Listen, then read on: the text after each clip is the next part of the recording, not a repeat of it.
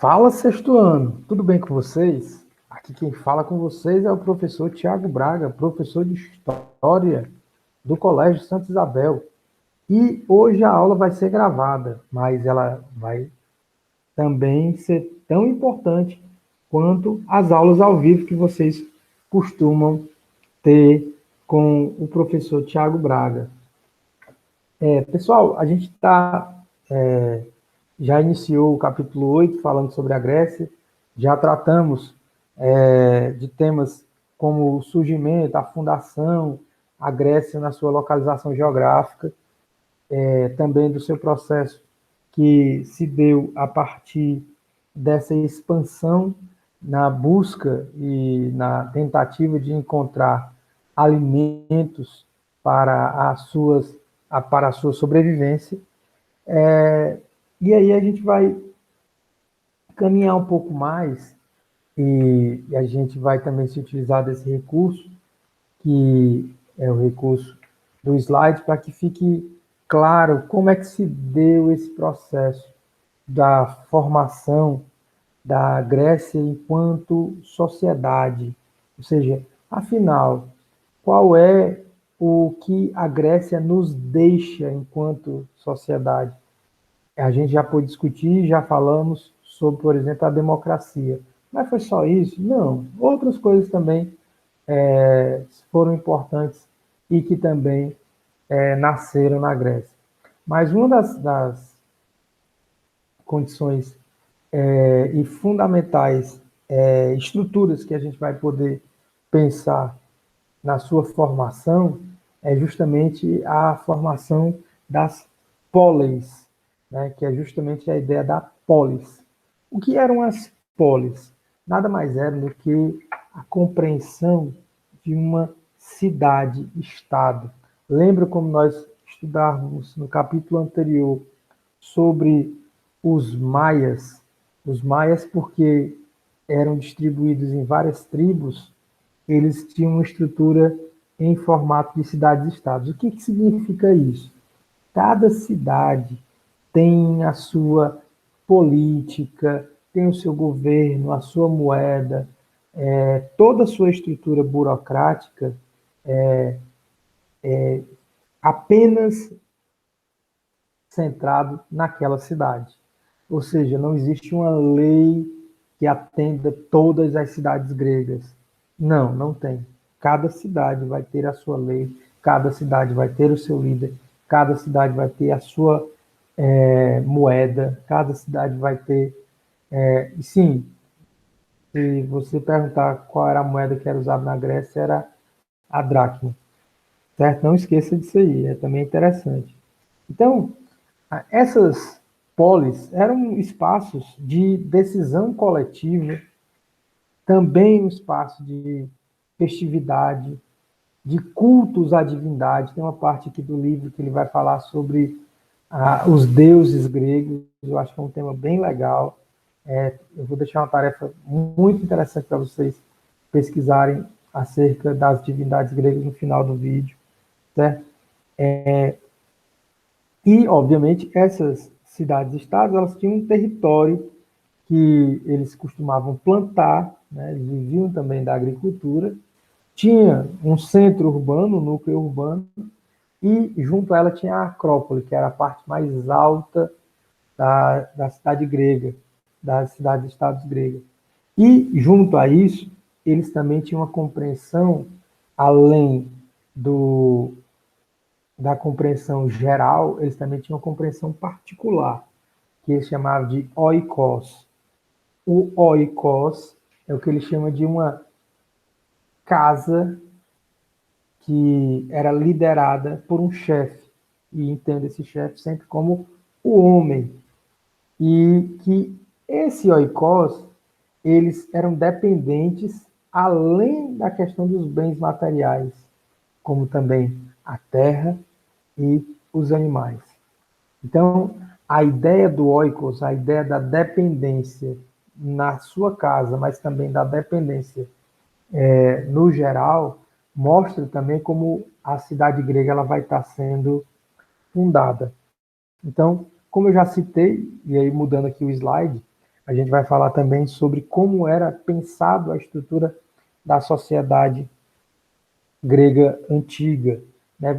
E isso, inclusive, ela respeitava a própria geografia, né? Então, você vai ter lá no alto a Acrópole, que era o centro do poder, e obviamente era o principal prédio, era mais suntuoso. Você chegasse na cidade, a primeira coisa que você ia ver era a Acrópole. Por quê? Porque era a parte mais alta da cidade, estava lá, a Acrópole. E junto à Acrópole, vocês também, junto que eu digo, também tão importante quanto, mas não geograficamente próximo, havia a praça pública, que eles chamavam de ágora, que era o espaço que eles iam lá discutir as questões referentes à cidade. Então, como é que, por exemplo, o oikos é a minha casa, certo? A, a cidade-estado é, digamos, Fortaleza. Mas e a rua da minha casa, a calçada da minha casa? Ela é afinal o quê? Ela é minha ou ela precisa ser entendida como parte da cidade? Era exatamente isso que eles levavam esses temas para a Ágora para discutir. Ah, meu vizinho está fazendo muito barulho, está ouvindo o som até não sei que hora da madrugada, eu não consigo dormir, tal, tal, tal. Isso era levado para a Ágora para discutir, né? Também na Ágora eles também promoviam comércio, isso também era um espaço também muito importante.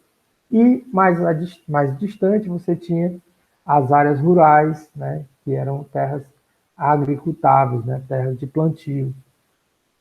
Além disso, você também tinha, dentro desses grupos, você tinha a aristocracia, que eram as pessoas que tinham a melhor condição econômica na Grécia na época. Existe inclusive um termo muito interessante que vocês vão encontrar no livro de vocês na página 169, 169, que é os eupátridas, os bem-nascidos, né? Ou seja, as pessoas que tinham uma melhor condição. Junto a eles também, abaixo deles, você tinha os camponeses e também que dentro desses camponeses existiam algumas subdivisões e que eles tentaram conseguir terra em outros lugares, inclusive à medida que houve a diáspora, né, a fuga de alguns grupos gregos, eles chegaram até o que hoje é a Itália, certo? Então, por isso que vocês veem aí também a demarcação da presença da Grécia Antiga também no que hoje nós conhecemos como a Itália. Mas, como já foi dito no começo, não adianta nós estudarmos a Grécia sem falarmos de Atenas e, sobretudo, se não falarmos de democracia. A democracia na Grécia ela vai ter características fundamentais. Professor, a democracia grega é a mesma democracia que a gente vive hoje? Não, não é, né? Porque ali ainda era o início de uma compreensão de um mundo que estava pensando no coletivo. Hoje, o conceito de democracia ele já está bem mais avançado, mas obviamente que foi fundamental ter iniciado com os gregos e depois a democracia ela vai se qualificando, melhorando no sentido de, de forma de compreender a sociedade dentro de uma lógica coletiva, certo? Mas vamos falar um pouco também dessas pessoas que construíram essa sociedade grega, né? E as pessoas que construíram essa sociedade grega, um deles foi o Solon, né? O Solon, ele vai ter uma medida que vai ser muito importante para a época, que ele vai abolir a escravidão por dívida. Então, lembra que eu não tinha terra, minha terra era cheia de pedras, eu precisava depender de outras pessoas para poder me alimentar e por algum motivo precisei de dinheiro, não tive como honrar. E por não ter honrado essa minha dívida, era legítimo que o, o outro, né, no caso, invariavelmente um eupátrida, escravizasse por um determinado período até eu conseguir pagar o que eu devia com o meu trabalho. Então, essa escravidão por dívida ela vai ser abolida. Né? Ele também vai limitar o poder dos aristocratas, que eram os bem-nascidos, né? Pessoas de condição econômica muito favorável. Ele também vai determinar que todos os homens livres poderiam participar da Assembleia Popular, o que ele chamava de eclésia, e também somente os mais ricos poderiam governar a cidade. Ah, professor, então eu poderia ir para a Ágora discutir sobre a cidade, mas eu não poderia pleitear o governo dela. É assim? Isso, exatamente assim. Só quem continuará tendo essa possibilidade seriam os mais ricos. Ou seja, ser participante desse processo não adianta. Então, a gente vai já falar sobre o conceito de cidadania, né? Que é justamente aquele indivíduo que vai discutir a cidade, né? Mas vamos falar também sobre o Clístenes. Se você está acompanhando pelo slide, beleza. Se você estiver querendo acompanhar também pelo livro, eu estou na página 170. O Clístenes, aí sim, ele é considerado o pai da democracia. Por quê? Porque as ideias que foram implementadas por Solon, elas não tinham um caráter democrático. Já Clístenes ele começa a avançar nessa ideia da democracia. Ele vai eliminar a divisão da sociedade por condições econômicas. Então, essa sociedade que antes se dividia por questões econômicas não irá mais haver isso a partir de Clístenes. Ele vai definir que todos os cidadãos de Atenas poderiam participar plenamente das questões da política, ou seja, da polis. Entenda, todos os cidadãos não inclui mulheres, não inclui estrangeiros, não inclui escravos, não inclui militares, ou seja, todos os cidadãos eram aproximadamente 13%, ou seja, não era muita gente. Mas, de qualquer maneira, a ideia de cidadão, ela vai ser necessária para que esse conceito seja, como eu já falei no início, seja amadurecido. Mas todos os atenienses são considerados cidadãos? Óbvio que não. Cidadão é homem, nascido em Atenas, filho de pai e mãe ateniense, certo? Onde, por exemplo, as mulheres, elas estrangeiros e escravos, não eram, em nenhum momento, e não eram e não foram permitidos que eles participassem da vida política, certo? Ah, professor, mas isso é tão chato, eu sei, professor, mas isso é uma forma da gente entender a sociedade na qual a gente vive. Ela também ela vai se modificando e às vezes as modificações são para melhor, outras para pior, mas enfim. Um outro ponto também que é importante a gente entender a sociedade grega a partir da cidade de Atenas falando sobre o Péricles, né? O Péricles que já tinha tido a oportunidade de viver um pouco do legado do Clístenes, agora o Péricles ele também vai dar sua contribuição. E aí o mais importante daquilo que o Péricles vai fazer enquanto medida é que ele vai incentivar a arte e a arquitetura, ele vai reconstruir Atenas depois que eles tiveram conflito com os persas, ele vai também construir o Paternon. Eu não vou falar agora o que é o Paternon, porque também tem uma questão da tarefa que vai pedir isso para vocês. E aí a gente vai voltar a falar do Paternon. Ele também vai ampliar o comércio marítimo, ou seja, as relações comerciais da Grécia que eram extremamente restritas, as ilhas mais próximas, ele vai ampliar essa possibilidade e também vai estabelecer o pagamento para políticos. Mas é claro, pessoal, se você é pobre e quer também exercer cargos políticos, só faz sentido se você receber alguma coisa por ele. Porque se você não está recebendo nada, então não faz sentido você defender o coletivo se o seu individual ele é prejudicado. E é importante também falarmos um pouco sobre como era dividida a sociedade ateniense. A sociedade ateniense, ela, como vocês estão vendo aí, esse formato piramidal, esse é o mesmo formato que era pensado a sociedade do Egito, da Mesopotâmia, vai ser na Grécia, vai ser em Roma, até a Revolução Francesa, 1789, sempre a sociedade vai ser pensada a partir dessa pirâmide. Nesse caso, no topo da pirâmide, os cidadãos, que eram aproximadamente 13% da população, abaixo dos cidadãos, os metecos, que eram estrangeiros, que não tinham direitos políticos e também não tinham propriedades. Eita, professor, eles eram bem escanteados da sociedade. Nada, você não viu ainda os escravos. Os escravos, que normalmente eram escravos de guerra, eles não tinham direito nenhum, nem de nada, de propriedade, de direito político, não tinha nada, certo? E assim a gente divide a sociedade grega.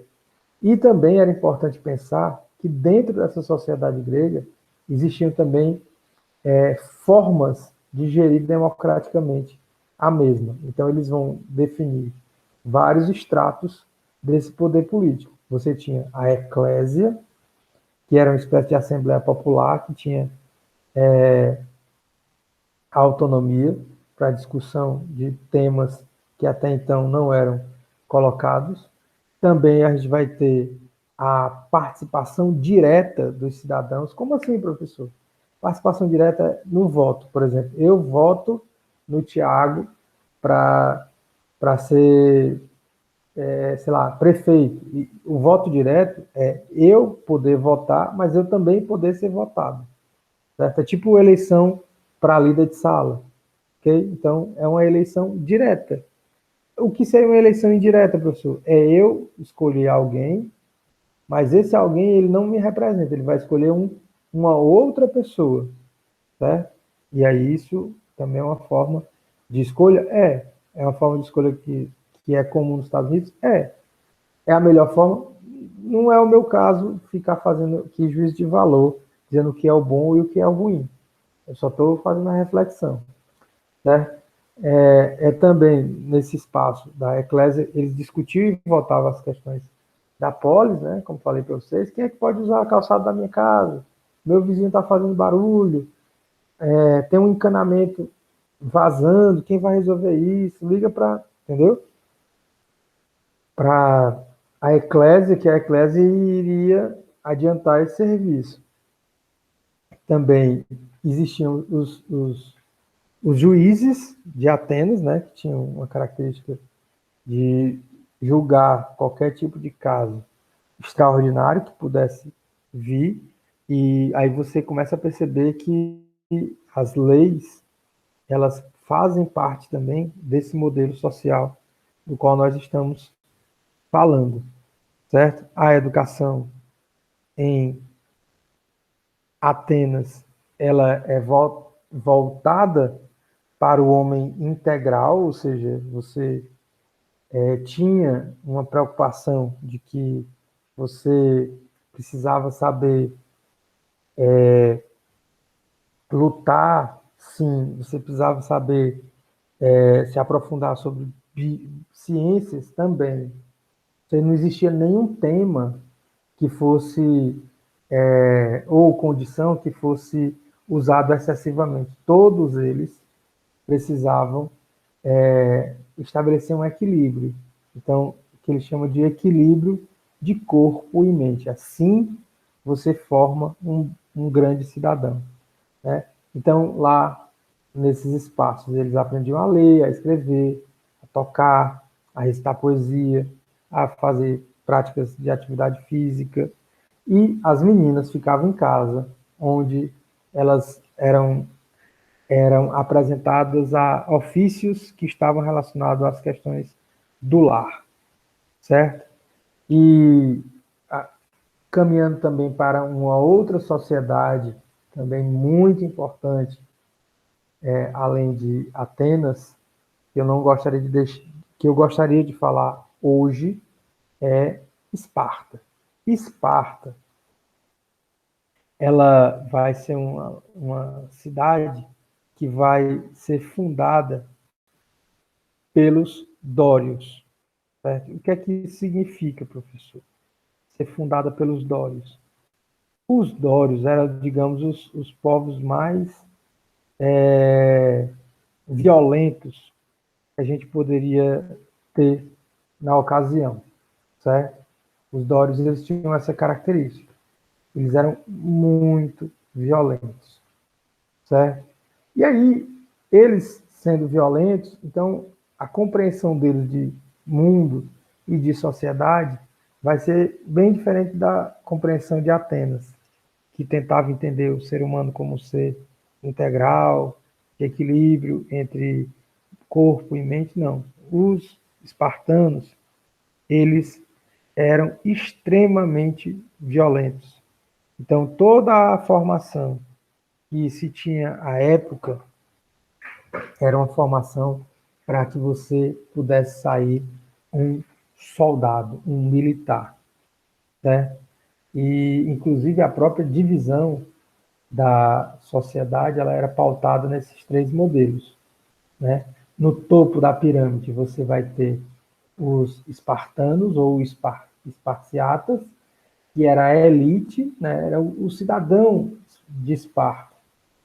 Abaixo dos espartanos, você vai ter os periecos, que também não tinham direitos políticos, mas eles eram livres. E os ilotas eram o que eles chamavam de servos do Estado espartano, ou seja, eles viviam na região onde era Esparta. Quando os espartanos chegaram, eles perguntaram: e aí, vocês vão querer nos servir? Não, a gente vai querer combater vocês. E, obviamente, eles foram derrotados e, como pena dessa derrota, eles passaram a ser servos do Estado espartano, certo? Então, se você quiser depois ver um pouco mais sobre esse gráfico da sociedade espartana, está na página 173 do nosso livro, certo? E deixa eu ver aqui, já estamos já indo para o final, viu, pessoal? Já estamos já caminhando para o final. E aí, eu queria deixar uma missão para vocês, agora quando eu falar sobre essa questão. Então, fundamental, se na hora que vocês estiverem fazendo a tarefa e for perguntado qual era o perfil do povo espartano, o perfil do povo espartano era um povo guerreiro, voltado à luta, voltado à guerra, à preparação física, à disciplina. E, obviamente, que nesse modelo, se você estava sempre na eminente possibilidade de ir para uma guerra, quando a guerra pudesse acontecer, quem ficaria em Esparta? E aí é isso que a gente precisa deixar claro, que Esparta era se Atenas era uma democracia, Esparta era uma diarquia, ou seja, eles tinham dois reis. Porque se houvesse uma guerra, um conflito, um rei iria para a guerra e o outro precisaria ficar para dar as ordens que cabem ao próprio rei. E dentro desse contexto, obviamente, se você é um povo militarizado, você vai sempre estar em conflito com outros povos. E com os espartanos não foi diferente. Eles tiveram um conflito com os persas. E aí esse período foi conhecido como as Guerras Médicas, certo?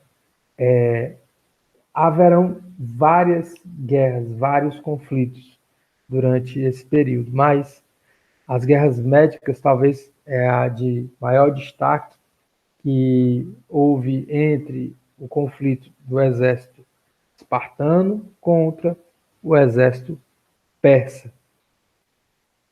E justamente isso se deu em decorrência da tentativa da expansão.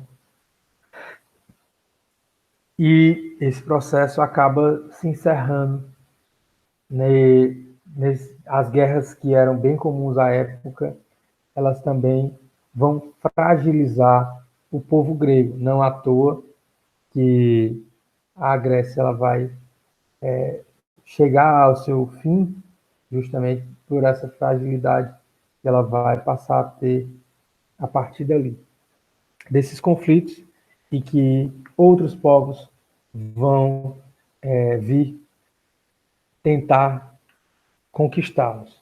Pessoal, eu vou parar a nossa videoaula por aqui, mas antes eu vou deixar uma atividade para vocês, e aí gostaria que vocês localizassem no livro de vocês as questões da página 183 e 184, certo? Gostaria que vocês tentassem responder a página 183 e a página 184. Aí na próxima aula a gente dá continuidade, a gente ainda vai falar um pouco sobre os deuses e os heróis gregos, vamos falar sobre a religião na Grécia, os Jogos Olímpicos, o teatro, as esculturas. Tem muito tema legal ainda para a gente falar. Então eu espero que a aula de hoje tenha sido proveitosa para vocês, mas a aula não acabou. Vocês vão fazer a página 183 e 184 e vão enviar ao término essa atividade. Tudo bem? Então, fiquem em paz e até a próxima aula.